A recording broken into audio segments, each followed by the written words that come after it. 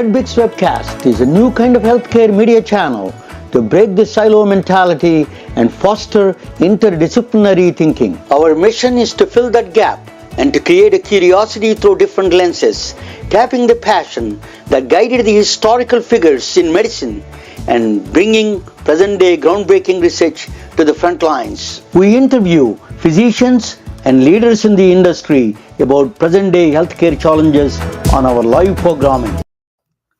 Hey, hello. Welcome to the MedBix webcast. This is Ramana. I'm Raju. I'm the host. So we have a very good program today. I'm going to talk with the hematologist oncologist, hematology oncology specialist, Dr. Mary Lau. She's joining from New York City, Long Island, actually. I lived in New York City. I had a great time in New York. I remember meeting a lot of doctors in New York, and it's a lot of big residency programs are there. Everybody knows. so I lived in New York City, Manhattan. I lived in Manhattan. I lived in Queens. It's really fun. Now I'm from Silicon Valley. I live in Silicon Valley now. So that's a very different world, as you all know. So I'm not Albert Einstein, but maybe my guest is now. So she has all the degrees.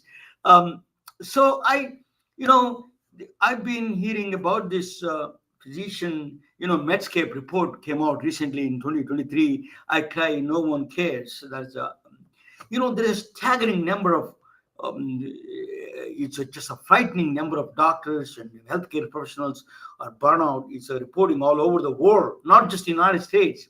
What is this causing this problem?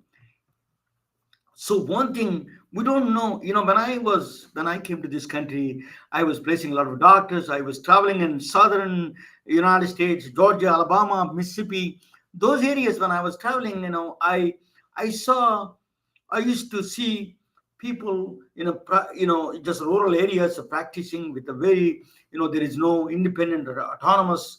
Most of the doctors are not affiliated with any health system. They're independent. They make their own decisions. They're working hard though.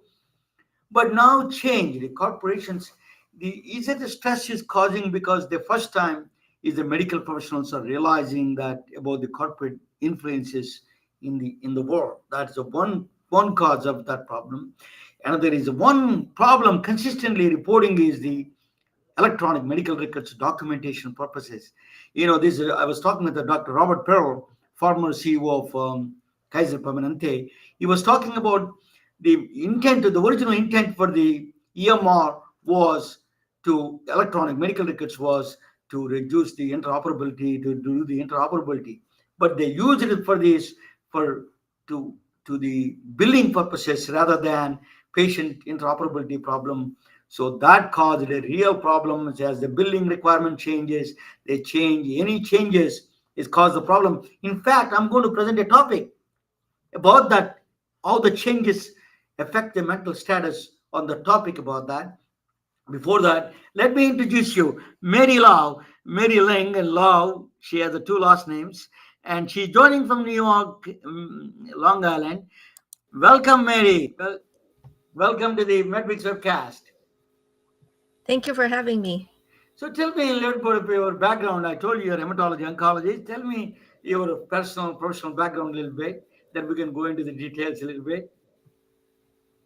Sure. Thank you for introducing me and having me tonight. And so I am a full-time hematologist oncologist, and I grew up in Hong Kong, and I studied in medical school here. And as you mentioned, I am on Long Island, New York, and I'm practicing here as a physician, and I am also a certified life coach for physicians. And basically, the main focus is on helping physicians who are stressed, burned out, overwhelmed to go home on time with, especially with help with charting efficiency, time management, and or just life coaching in general.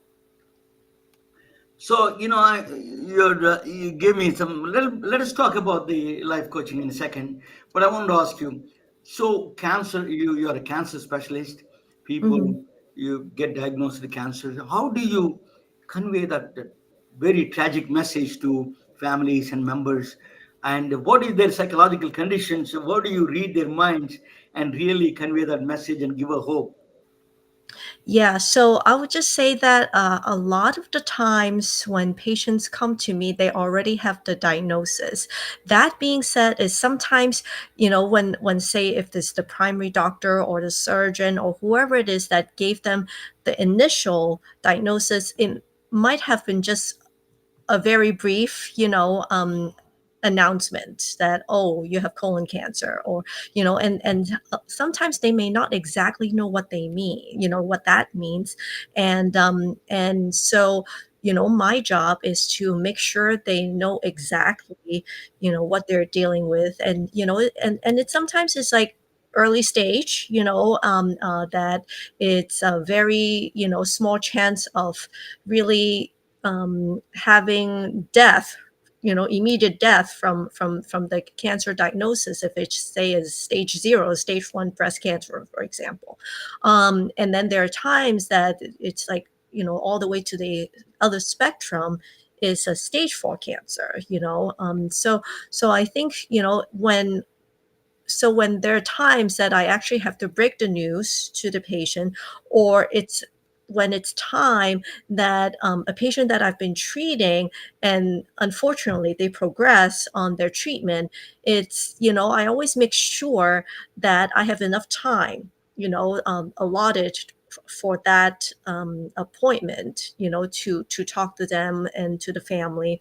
I always sit down, to talk to my patients, and to look at them in the eye, because I really do cherish that human connection, and I also just by looking at them and just seeing how they react, and just paying attention to what they say, and also what their body language is telling me. It's very important to let me know, hey, do I need to pause to let them absorb what is being told to them, or can I go on, or do I have to explain it in another way? Mary, most of the medical schools don't teach what they know how to make you better, treating the sickness, but they don't know how to deal with the death. If there is a terminal cancer patient comes to it, how do you deal with the death part of it? And how do you convey, and how do you where is your the doc are the doctors are psychologically trained to talk with the patients about the death and how the life itself? Yeah, so I think one thing important to remember, that we're all human beings, and we all have to die at some point, and we just don't know when a lot of the times, and we don't know how. I think sometimes with cancer patients, especially with a terminal, diagnosis, you kind of have a time frame. And my approach, of course, every situation is somewhat different and unique. Well, my general approach is really to be honest and to be open, to the patients, to the family, and of course, just some, you can be honest, but you don't have to be blunt about things, and you can be nice about it and show your kindness and your compassion. And I think that just really also giving them time to talk and to ask questions, and to let them express their emotions, like if they're angry about their diagnosis, or if they're sad about it, just give them time to really process the emotion. I think that is so important. Do you think religion or spirituality or anything play a role in that context?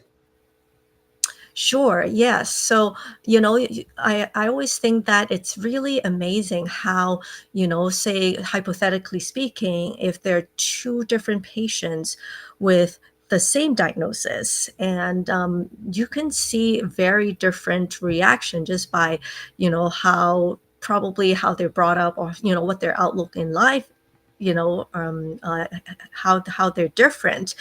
Someone could be patient A, for example, could be just complaining about everything under the sun, and just not happy about life in general, while patient B may be just grateful for everything. Like even though there is, terminal cancer, that person can be grateful for, the medical team, for the care, and for, say, going through the treatment and it's tolerating okay. Like, that person could be just taking every opportunity to be grateful and just, not really taking things for granted.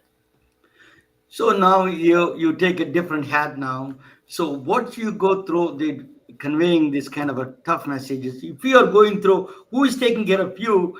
That's, let us talk about. You write a lot about your own challenges and struggles of that pressures of the corporate pressure, or the regular pressures of daily life, that you went through that pressure. Tell us a little bit about your journey through that, uh, as a not a doctor, as a human being. You went through that a lot of pressures. You explain a little bit to us, so as the outsiders we understand what doctors go through. Yeah, I think, yes, you're right, because um, I think outside of being a physician, a lot of people probably have a hard time to understand. It's like, oh, you're a doctor, you have a good job, and and all. But I think in reality, especially, I would just say in the United States, because of really the healthcare system is structured. So a lot of times, if a lot of the physicians, including myself, is working for a bigger institution, and there are certain uh, expectations, and like, say, you're supposed to see so many patients, like a set number of patients, and the set hours, and also do of course complete all the electronic medical records of each patient's chart, answering the phone calls, and all the paperwork that you're supposed to do. So I think in my journey is that it was almost like a cultural shock to me, that when I decided to become a physician, my really simple, pure, goal was really to help people. And I thought that that was the best way to do it, person to person, and just to help someone go through their diseases. And then just after the training, and becoming a physician, attending to be on my own, that was really a little bit shocking, in the sense that, I mean, I knew what I was already doing medically, but it's just outside of the direct patient care, there was just so much more responsibility, and especially with charting and all those things that kind of pile up, and to the point that I just felt um, very overwhelmed about things, uh, and I was, yes, I was supposedly, seeing, I would just say my schedule was scheduled for maybe 8 hours of seeing patients. It ended up to be that, with all the charts that I had to complete, and, all that other, administrative work and all those things combined, I would be going home past 7 o'clock, not because my work was done, but because I wanted to just see my family, just wanted to spend some time with my kids before they went to bed. And a lot of the nights, I would still have to, after they went to bed, I would still have to finish my work. And sometimes, some weekends, I would still be catching up on, doing the patient's charts. So I think, with that time commitment that I did not sign up for, and not expected, to do, and just committing myself without realizing that was the deal of becoming a physician, and not even getting extra paid, like, not like other jobs you get over time, right? And that, with basically not much time outside of practicing medicine, and just going through the motions, because it's like kind of like day in and day out throughout, during the week. It's, I work these long hours, go home, see the kids, go to bed, get up, and it's all over again. That I just felt like I wasn't living. I was just going through the motions, and I did not really get to enjoy having the human connection with the patients because I was just so drained and tired mentally. So I think that was, part of a very, very big problem. Probably, a lot of physicians have a similar, experience too. Yeah. So let us see that how did you solve that problem? What are the things you did for that to solve that problem? Let us talk about that a little bit. Practical solutions that you came up with. Yeah, so I think what happened to, I guess, my big transformation is really from life coaching. So just want to briefly share that during the pandemic, of course, no one wanted the pandemic, but that was actually the time that I was only seeing a third of the usual number of patients that I was seeing, and because of that, I was able to really explore other things and found out more about life coaching. And before that, I didn't even know what life coaching was. So I joined this program that was founded by a woman physician, and the group program, and that I learned more about how it would help me to think, and to really examine what I'm thinking and feeling. And I also worked with a coach within the program to work on, because I realized that my main problem was I was just not going home earlier. I was going home so late and still had the burden of doing more work at home. And so I really wanted to just go home earlier and with my work done. And so we worked on that, and I was able to How do you solve the eventually problem? achieve. How did you go home earlier? Just you Yeah, drop the so work. so I think so basically is, right now I would just say that just thinking back where I was, going home past 7 o'clock and still have work to do, and just even think about going home by 5 o'clock. It was it was just almost like a dream, but not that didn't sound like something would happen to me. So I think the first thing is to have that belief that it is possible. It is not possible the second, but it is possible to do it. So I think that's kind of like this the beginning of it. And the next thing is really to remember or to remind yourself why you want to do it. So why do you want to go home on time? So for me, it's to because I want to spend more time with my family. So that's my main goal. I think that being kind of like your theme, what you want to work toward, just to remind yourself throughout the day, that is so important. And the next thing is really to be able to focus, and a lot of times we think that, oh, we're really capable. We're almost like Superman, Superwoman, that we can do a lot of things at the same time. But in reality, is we're actually not capable of multitasking. It's because when we have three things to do, and we try to do them all at the same time, we're actually just switching from one task to another very quickly in our mind. So you actually end up spending more time to do the three things as you imagine to be together, rather than doing them separately, one thing at a time.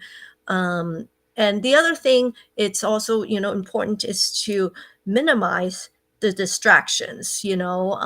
Distraction from. If you don't mind asking a question, so do Sure. you suggest multitasking?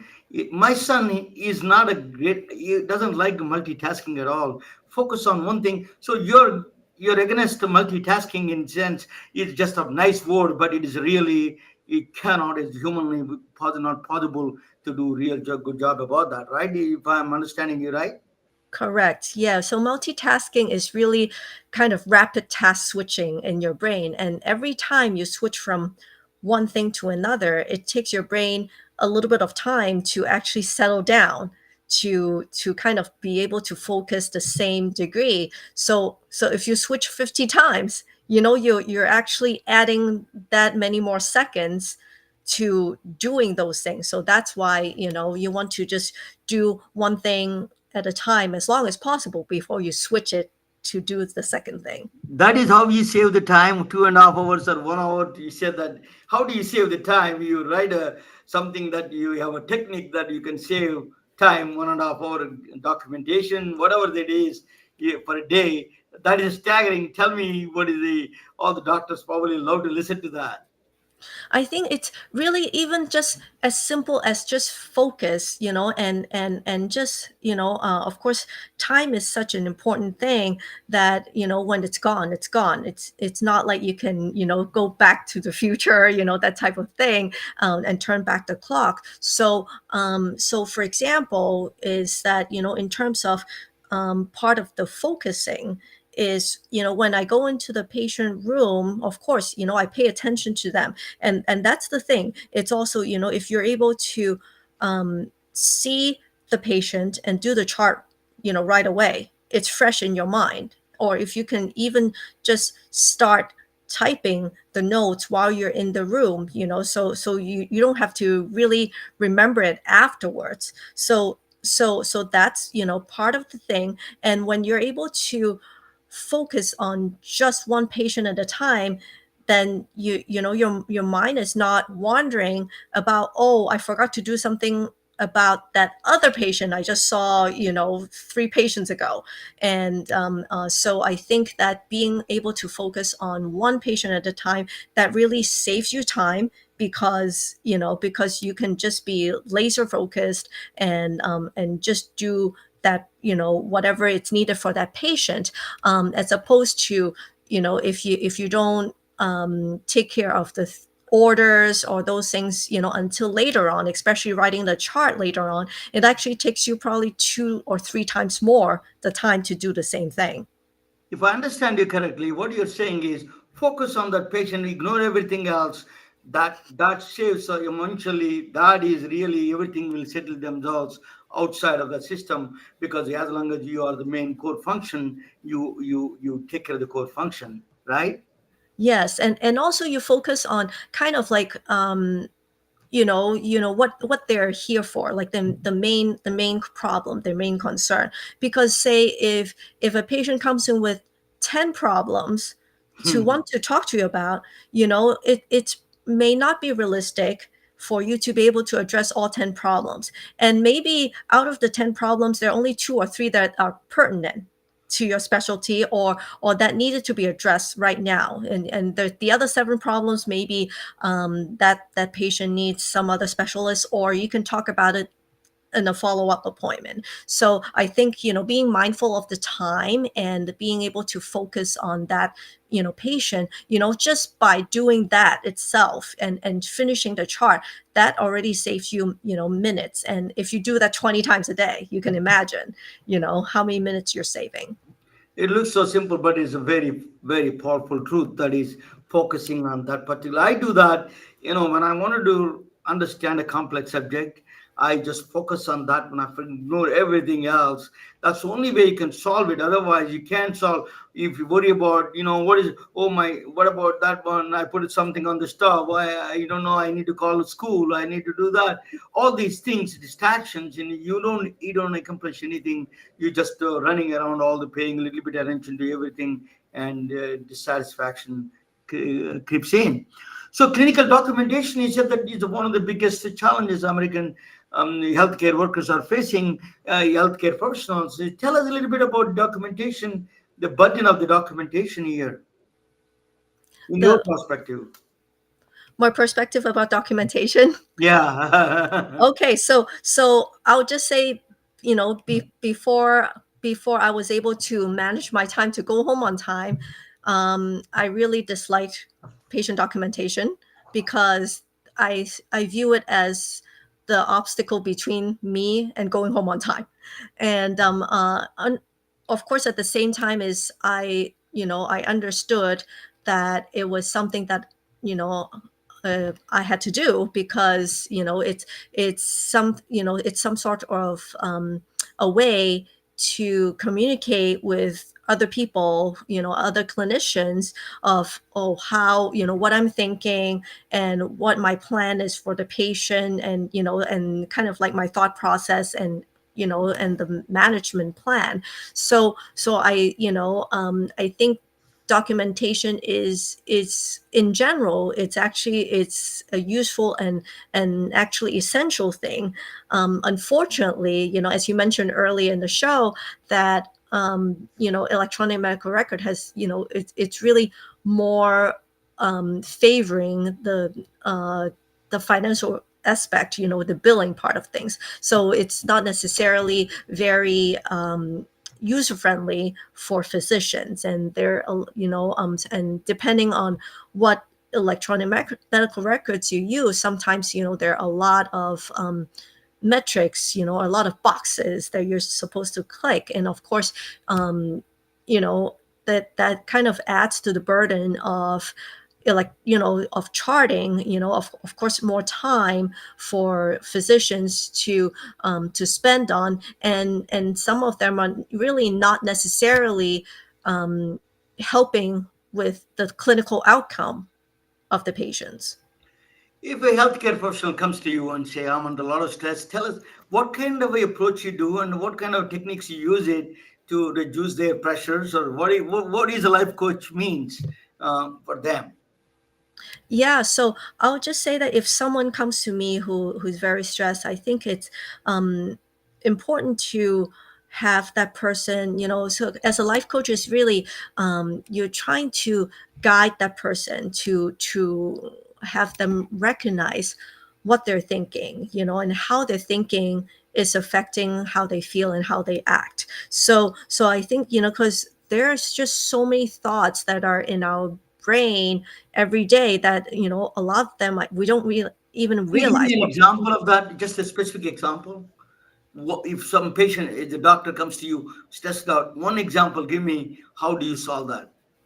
Yeah, so it's like, I'll just say, I ask, what do you think it's making you, feeling so stressed, and some, and say, for example, they may say that, oh, it's really this electronic medical records, or I'm, charting, like, at the nights and weekends, and I don't get to go home on time, that makes me so stressed.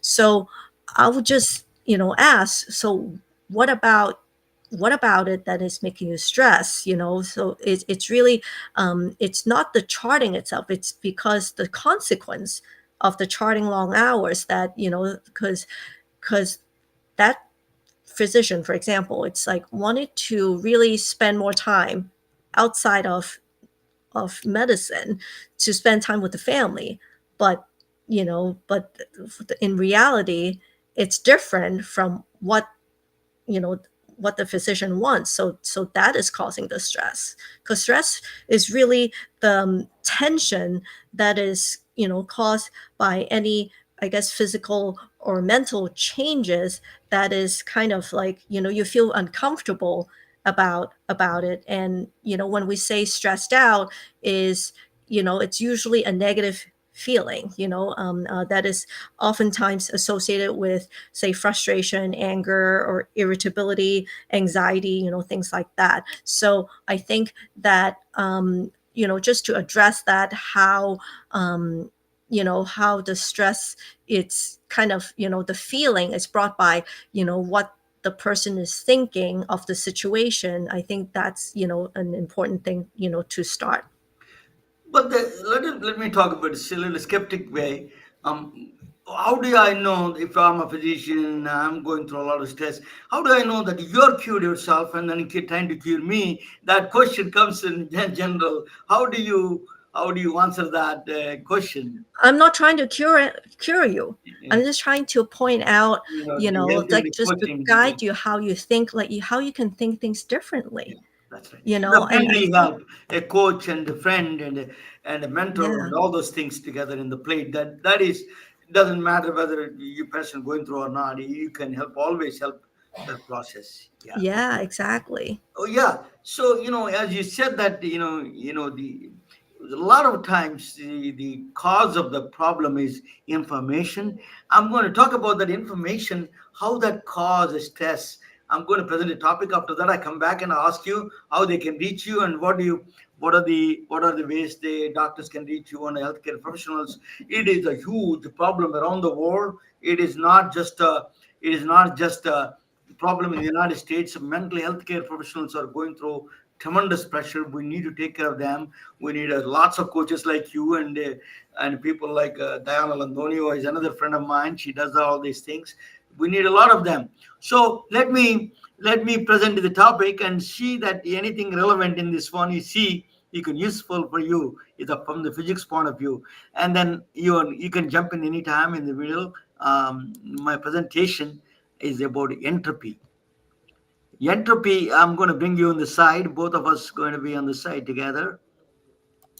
Okay. Okay. Now I'm good. That's a Mary Lau, Mary Ling Lau.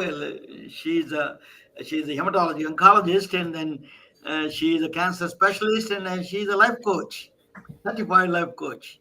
So we need what she was saying that is interesting, guys. That is a focus I really buy that aspect of the focus.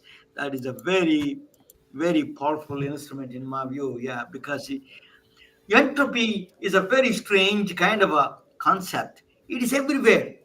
It is a concept of physics, but it's everywhere. It's in your career, in your life, in your gods, it's a demon, it is a software, it is everywhere. It's a pervasive process that you see in the entropy part of it. I'm going to play a video. It's going to explain to you what the entropy is. You need to learn this is important as a physician, a coach, or psychologist, or why entropy is so powerful instrument to the life. This is the I'm going to play that video.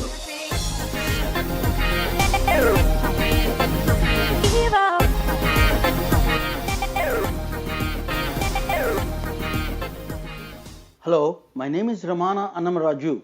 I'm going to introduce you to one of the most enigmatic and elusive concepts in the entire field of science from my book, Science is Not a Subject, Science Must Be a Lifestyle. The concept is called entropy. I'm focusing on one aspect of entropy related to information and its connection with the present day healthcare challenges.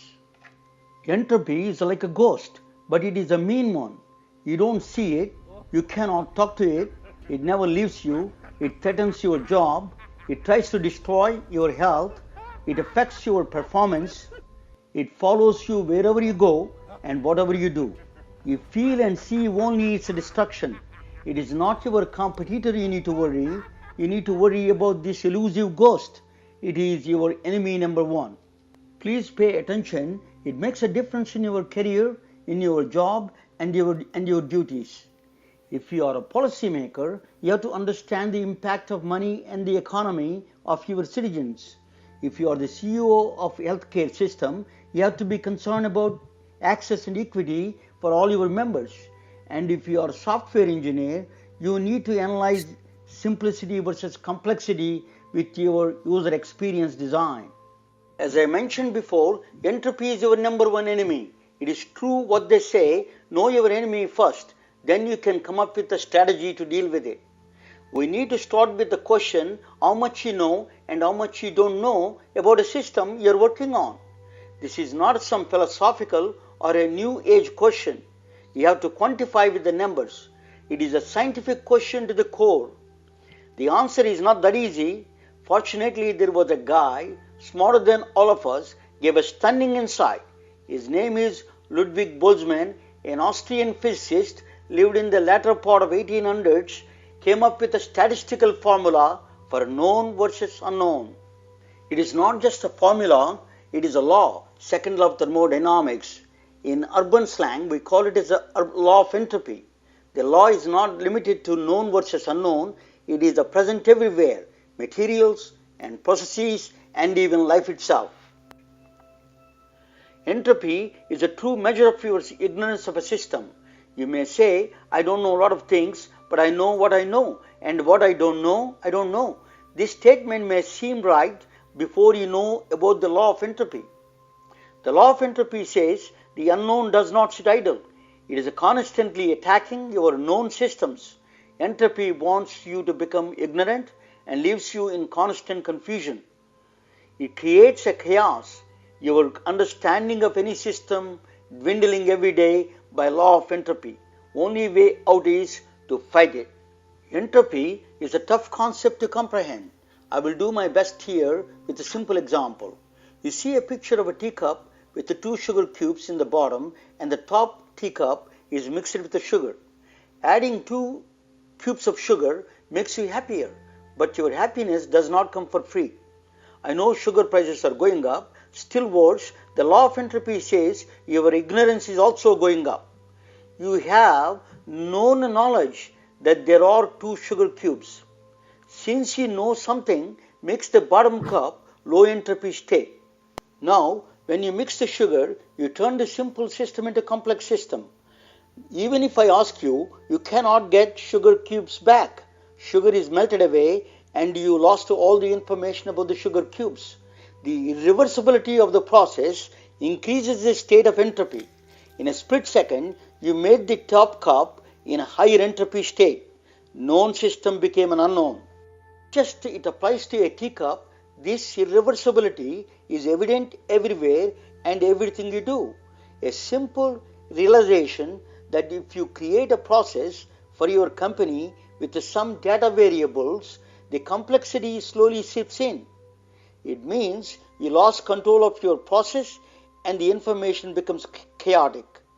But if you keep tabs on what it takes to reverse the process to the initial state, it saves you time, money, and energy. You are keeping the ghost of entropy at bay. Life itself is a low entropy system. Zoom in or zoom out, your cells to your entire body do hand-to-hand combat with the law of entropy to keep you healthy and alive. Your number one enemy is waiting at outskirts of your life and your company. Boltzmann revealed this book of knowledge and wisdom about the universe with his famous equation. He could not convince his peers about his theory. Later, Boltzmann committed suicide, and his famous formula was written on his tombstone. Devil also, like numbers. Chaos may be its nickname, but it is speaking the nature's language, that is mathematics. Cancer is cellular chaos. There is no diagnostic equipment can measure the exact progression, but with the entropy algorithms, you can extract patterns from seemingly chaotic information. One such algorithm came from an unrelated field, football. Yes, game of soccer. Soccer fanatics wanted to know who is going to win the World Cup that is being held every 4 years. The fans include a number of scientists. They created an algorithm called World Cup Optimization Algorithm. I don't know how much it is useful in predicting the World Cup winner, but it is helping to detect and predict the progression of cancer. They are testing with the cancer of melanoma and breast cancer. Boltzmann gave the formula for entropy, but a brilliant mathematician and engineer at the Bell Labs, which became AT&T now, gave a different twist to the concept of entropy. His name is Claude Elwood Shannon. The theory bears his name. It is called a Shannon entropy. According to Shannon, the information is central to all processes. Which I think he's very widely known for, is this notion of a fundamental limit. No matter what you do, as long as you're working with a certain amount of bandwidth, and as long as you're dealing with signals that are only so strong in the face of noise that you confront, no matter what you do, you cannot transmit more than a certain rate. Here is one remarkable example how you can employ Shannon entropy to healthcare equity and access. The world of medicine made a huge progress in diagnostics and treatments, but healthcare delivery systems are not. A significant number of people on the planet don't see those benefits. Health inequities you can witness in rural and urban America's landscape, and worse, everywhere else. Health delivery system is riddled with complexities. It may be partially political, but it is also filled with logistical complexities. variants like remote geography, disease burden, and economic backgrounds, to name a few. Where there is a complexity, law of entropy shines. Shannon entropy is successfully utilized by countries like Iran, Turkey, and Greece to address the inequities in healthcare delivery by allocating and utilizing existing resources more efficiently. Truly a remarkable tribute to human mind how an obscure 18th century physicist from Austria and 21st century brilliant mathematician from MIT can help humanity by discovering the hidden laws of nature. Thank you for listening. You can read in my book further. Science is not a subject, science must be a lifestyle. So, yeah, that is a law of entropy. A little bit I was telling you. Let me tell you a little bit more about the entropy of the clinical documentation. Entropy and ignorance. Ignorance is up. Entropy is going up. If you know the knowledge, if a system, if you are knowing less you know about it, entropy is higher. So your ignorance is going up, your entropy is going up. There is a deep connection between that. That's where electronic medical records come. EMR entropy, for example, I give you an example. The Epic says every time they give a free updates. Epic is the biggest EMR system in the healthcare industry. Well, the free update is not really free. But the version 1, version 2, version 3, this is something that looks easier, a lot of visits and all those stuff. But in fact, what they're doing is increasing the complexity. When you increase the complexity, entropy going up. That is called software entropy. It is a Wikipedia board. Software entropy increases. When the software entropy increases, the complexity increases, and a lot of that is directly related to the version 1, version 2, version 3. By the time you reach version 3, the complexity is really high. So what it is, that is only way to reduce that. What is the disadvantage of the EMR software entropy is connected with the stress. I tell you why. Increase the complexity. When you increase the complexity, excessive data entry requirements that Mary was talking about, data entry, repetitive tasks, and poorly designed interfaces.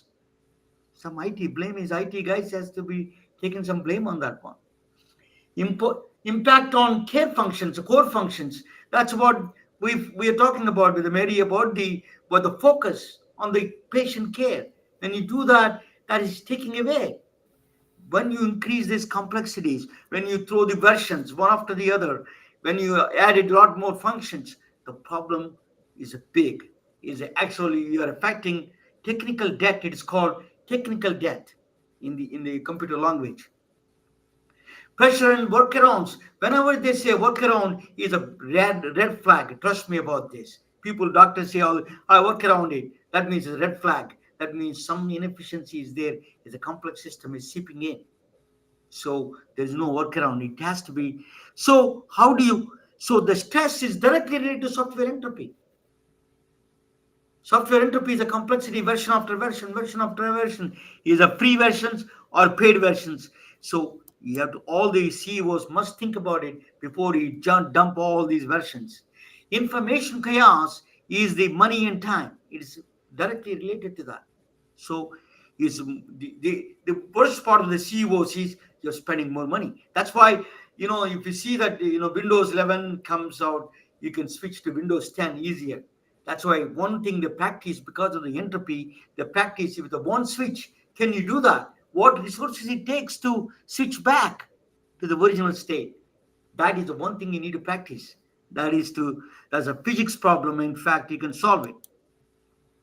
So what is that software entropy is test and software. How do you solve this problem? Okay, how do you solve it? Keep it simple. You don't need results but don't ask too many things. Simple, keep it core functions correct. Software entropy is a measurable, is a quantifiable. Software entropy is not an abstract.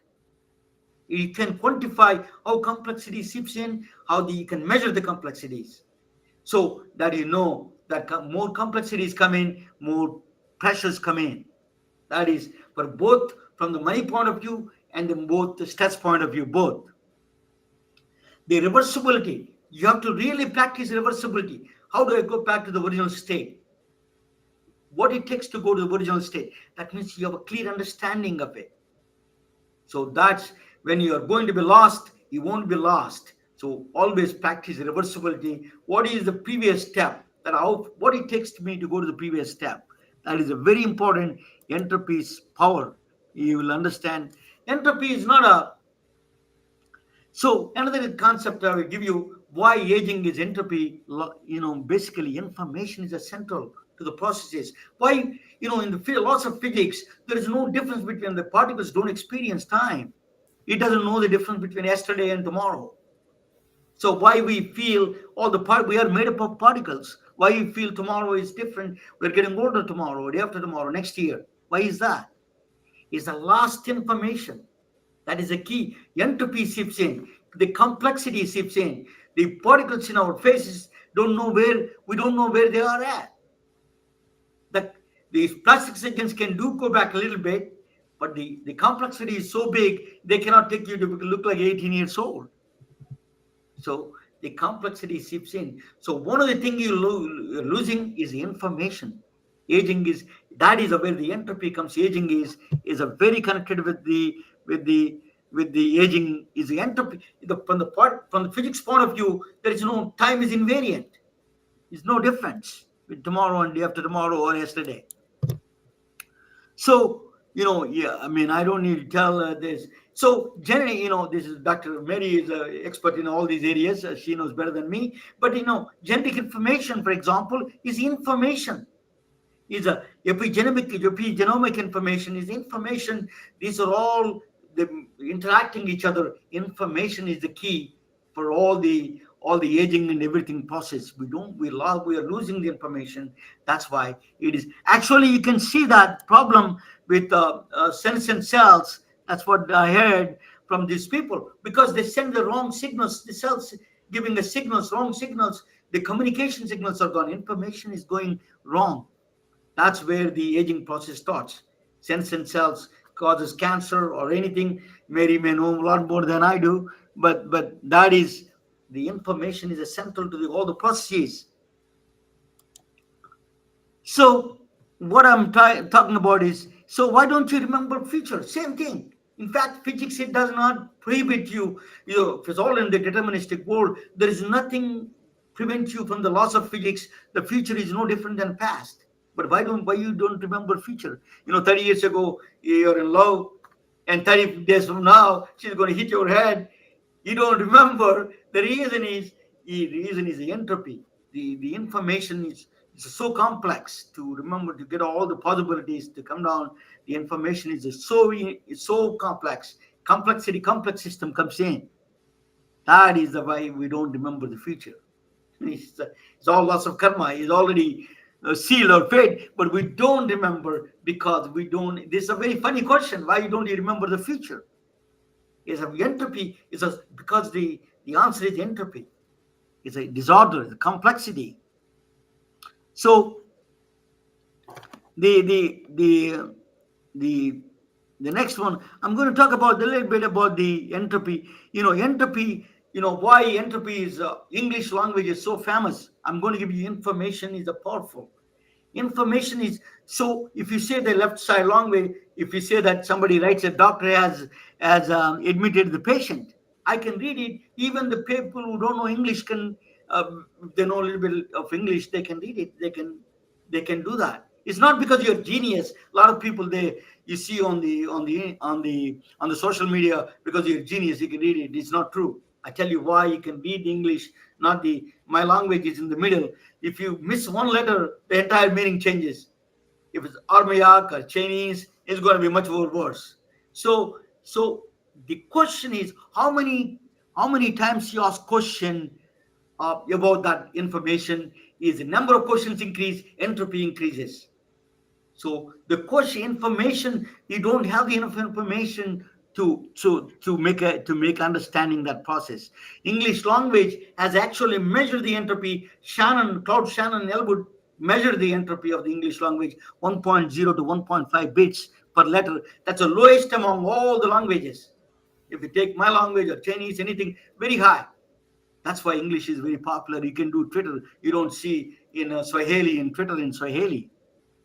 The reason is that even if you can abundance of punctuation, grammar, and then capital letters, the commas, all those things, he added to this one to make it easier understanding the information. Information flows much easier. That's why the lowest entropy, English language is the lowest entropy. In that way, that's why it's popular. So So a lot of people, entropy, not abstract. It is not an abstract thing. It's something like that. It is a mathematical process. Even though it's crazy, entropy is a bitch, but it follows some honor. It has Italian mafia. It has an honor system. It follows certain rules. That is a mathematical formula. It follows. Entropy is a bad news, but it follows the rules. So that is a very good for us, because how the cellular chaos starts. So many algorithms are based on entropy algorithms. You can see the vital sign monitoring, sleep studies, EEG analysis, all of them are done on entropy algorithms. Because how that chaos is seeps in, and how that become a simple system, become a complex system, you can follow the mathematics some extent. That is the power of the entropy algorithms. Entropy is a mathematical concept. So information is a physical. It is not in space. It doesn't exist in space, information, but it exists in time. Information is a very important. That is, the energy is not a fundamental. If you know the law, if you study physics, energy is not all that fundamental. Information is a divine, is a more fundamental. Information is the one creates that. The information is the not. That's why people say information is not free. As you think, it's actually measured in the electronic volts. Landau limit is called. That it's called a Maxwell demon. Maxwell came up with a brilliant idea. So if I put the in a box all the molecules, all the gas molecules, and then I separate it out with a door, all the slow moving particles on one side and the hot moving particles other side. That means fast moving particles create a heat. I can cook food, and then slow moving particles, I can store my food. So it's a free energy, right? Everybody, oh, that's Klaprow. He came up with a brilliant idea, but I tell you, there is some flaw. That's a demon flaw. What is a demon? Is saying demon can do that. It's a free energy, but the entropy God of entropy said that, oh, no, you owe me something. I tell you what he owes. What is demon has to remember that. Remember which is the fast moving particle, which is the slow moving particle. When you do that, when you remembrance, that memory costs you energy. That's why his energy was measured 0.0175775 electronic volts limit. So information is actually energy. It costs you energy. So information is not free as you think. So that is you have to respect the knowledge. That's why I always say information debt, paying rent to the universe. Why we are in the universe? You're paying the rent to the universe. Usually that is a debt we are paying to the universe. That's why information, the debt goes up one day, universe goes bankrupt and then dies. That's heat death they call. So entropy is a marching towards the death. One way death this is. So even the universe dies, but not only we die, just Mary was talking about when we die, we don't know, but definitely we all die, including the universe. That's entropy says that there is no escape from this process. That's why in the last days of universe, this is very interesting. Just a tidbit I want to give it to you guys. In the last days of universe, when I don't know, it's not moving. It's dead. What happened? Can you see, Mary? Can you hear me? Yeah. Why is it not? Oh, sorry, I moved the wrong one. So the last days of universe, what is happening is it is very it does last days of the universe. Before universe goes into boom heat death, people, every thought counts. Thought is really Every thought counted means your thought creates energy. That energy is a this debt. It creates a technical debt in the entropy. And then so what they're going to do, this is a very is a story, but it is absolutely scientific. You have to sleep 364 days, so they let the only humans get up on a one day a year, because every thought causing the death is going towards the destruction of the universe at the last days of the universe. That's why they're going to be cryogenics, all those things, because the only way you can survive is at the end of the black hole and all those things. But the God will take over. That's a Hindu god, is Shiva, they call. Takes over. So it is a information. What I'm trying to say is information is, you have to respect the information, is a central to the information is a central. Information is a very important, that information is a divine. Knowledge is divine, and worship knowledge, not money, because when you worship knowledge, ignorance just goes down, entropy keep our life itself is low entropy state. To information is your understanding, your knowledge, increasing the knowledge is always good.